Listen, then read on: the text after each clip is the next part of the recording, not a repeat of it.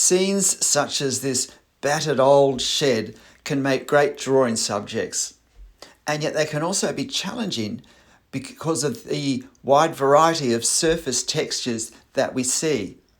And while we can always simplify things, in some scenes it's the variety and the contrast of surface textures which is an important part of the visual interest of the scene. And I think that's certainly the case in this drawing. So, how do we tackle all of these subjects and not get overwhelmed? Well, let me just explain my general approach while I'm outlining some of the major proportions and areas of this old shed. This is a great example of where it's important to draw the effect of the detail and not to be overwhelmed by the actual detail. Now, there is a lot of detail and there will be a lot of marks made on the paper by the end of this drawing. I'm drawing this with a 0.2mm pen and it takes me 70 minutes to draw in real time. So that's one of my longer drawings. So you're watching this about 4 times my actual drawing speed, and with a few longer moments where I stop to think being cut out. Now, drawing the effect of the detail means we look at what we're trying to draw and work out how can I create the feel of that on my paper, and what marks can I use to do that, and how much of it do I need to draw. And one of the principles that you'll probably most easily see with the leaves on that background tree is to draw just parts of it in more detail and then let the viewer's brain just catch on to the fact that there's more of it that doesn't have to be spelt out in detail, line by line. And that lets us simplify some areas and yet still convey the feel of detail, of masses of detail. Because the truth is, in life, when we were to look at something such as that tree, we see some parts, either closer parts or edge parts or parts of high contrast next to each other. We see those more clearly, but we tend not to see a lot of the other detail. The brain doesn't need to process all of that detail and see it to understand what's there. And so it saves its space for looking at other things in the drawing. So we want to take advantage of that in how we make our marks and what parts of the overall surface texture that we emphasize. The other thing though, when we're trying to draw the effect of detail, in this case of detail that provides a lot of surface texture, is to work out what's the key elements of that texture that make it what it is. So for instance, these leaves that I'm drawing now, these, I think they're an old fruit tree leaves, they have a rounded shape. And so I'm wanting to capture that approximately rounded shape, certainly rounded from this distance and the angle at which we're looking at them from. Whereas if you look at the leaves of the tree behind the shed, you'll see they have a pointed end and they're longer and narrower in proportion to the length. And so the leaves on that tree that I capture in a little more detail, particularly the edge ones, I'll include the point on some of them and I'll certainly try and indicate that they're a longer shape in proportion to the width than the leaves that I'm drawing at the moment on this fruit tree on the left-hand side.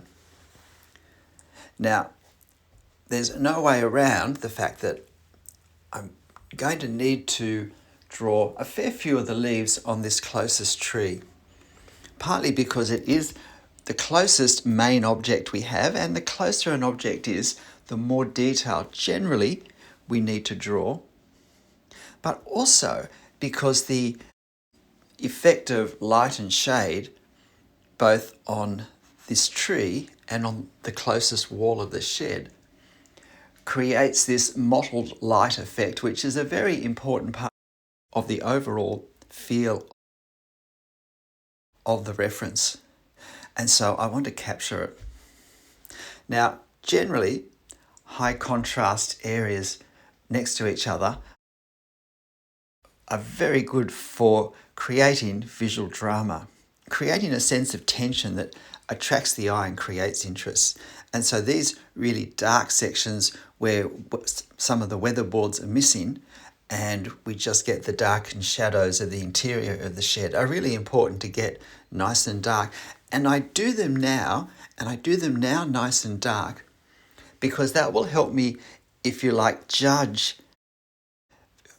how dark to make some of the other darker areas, but areas that aren't as dark as this, that aren't pitch black. So I get these established sooner rather than later, because then I can start to work out what value my mid values are going to be. Now, because this shed is such a weathered thing, I don't want to have nice, sharp, crisp, straight lines, even where the lines are relatively straight in the building, because all of these weathered surfaces create weathered edges. And so a lighter, less distinct line that reflects the fact that little bits are knocked off and there are twists and turns in the corners and the edges is, I think, quite important. So I'm doing my best to avoid long, straight lines that often just don't appear in as many subjects as we might put them into. We should never rush to do a long, straight line unless we're really sure that it's what our subject needs in our drawing. So I'm doing these weatherboards. You can see I've put some marks to indicate the weathered nature of the paint. But again, notice that on the left side of the door, which is closer to us, I've done a lot more detail than on the far side of the door. And that's to help create the sense of closer on the left and further away on the right. You'll notice with the ivy, I've used another shape to represent the leaves and the way the leaves present to us. They're more straight on because they hang differently on the vine to the leaves of the fruit tree, many of which we're looking at more side on than front on. So when we have things such as foliage, we shouldn't be thinking, oh, I have a leaf texture, pattern, symbol that I use. Every tree, every plant has leaves that are different sizes, different scale, different groupings, and different ways of being attached to the branch. And all of these affect what we see and how we see it. And so we want to look at each type of foliage quite carefully and work out what marks are going to translate onto my paper. Now, here you see me doing some shadows on the weatherboards for the tree. The sun's quite high, so most of the shadows are quite low, in fact, on this. This side of the picture was certainly the greater challenge because of the complexity of the details and therefore of the marks and lines and the textures. Not wanting to completely lose them, and yet in many ways they're not super clear when we look at the scene. And so keeping them a bit vague was part of the challenge, but not so vague that it wasn't possible to see what was tree and what was shed with a little bit of effort. And that's why I think this was such a challenging scene to reduce to marks from a pen, because I wanted to have a sense of sunlight striking some parts of this fruit tree on the left, and yet shadows of the tree, so parts of the leaves and branches that were in shadow, but also casting shadow onto the side of the shed. Now there you see me doing the corrugations on the corrugated iron. Again, very light because I didn't want them to be too obvious. And yet if I put nothing there, the surface would have looked unrealistically smooth for this old shed. So I really needed to put those lines on. And then that will be helpful a bit later towards the end when I do some further marks on that roof for shadows and for weathering of the paint. And now you see me doing, if you like, my third leaf shape and line and texture effect for these trees up the back. And now I'm going in quite dark with these shadows under here, because it's the darkness that will make that right hand edge of the shed pop out. It will push the shed towards us, which I think is really helpful. It's always good, if we can, to put dark values next to bright ones. This shed is in full sunlight, and therefore if we can get shadows of really dark shadows next to it, that will, in a sense, make the sunlight feel brighter, which is what we want.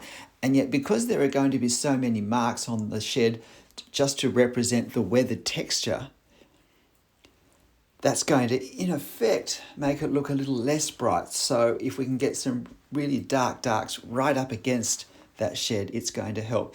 And look, to that end, I did what I'm doing now, which is I actually put this bit just there, that dark bit on the right-hand side of the roof, I made darker than it is in the reference to really pop that corner, that top corner of the roof out, to make it really clear. Because I have decided at this stage, I'm not going to draw the building to the left, that it really adds nothing to the shed, except a very nice shadow. But I thought it looked a more charming scene to pretend that the shed wasn't overshadowed by a two-story building. And so I left it out, and therefore putting this dark area here was a nice way of just reinforcing the shape and making the shed as a whole a really easy thing to see. And again, that's important because of the complexity of the textures of the various surfaces that we're trying to represent. So now I'm finishing this fruit tree. I'm just doing a few shadowed leaves where some leaves are overshadowed by other leaves. And again, that introduces some nice distinction. Now, this large clump here, in just a moment, I decide that it's just too bare. I was thinking, well, it's in the sun, but the local colour of it is actually darker than the shed.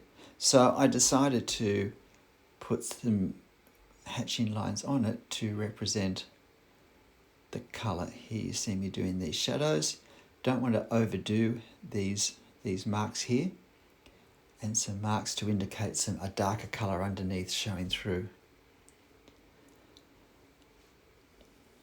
So I give some thought to the foreground now. Again, there's grass here, but I don't want to overdo the grass because it's possible to do way too many lines here, and yet I need to do enough to indicate this is grass that hasn't been mown. It's a bit shaggy, quite shaggy in parts, and so I need to do enough to create that effect, but not so much that it becomes overwhelming. And I also need to remember foreshortening that the blades of grass at the very front will be a lot taller than the blades of grass that are a bit further back, even if in life they're the same size.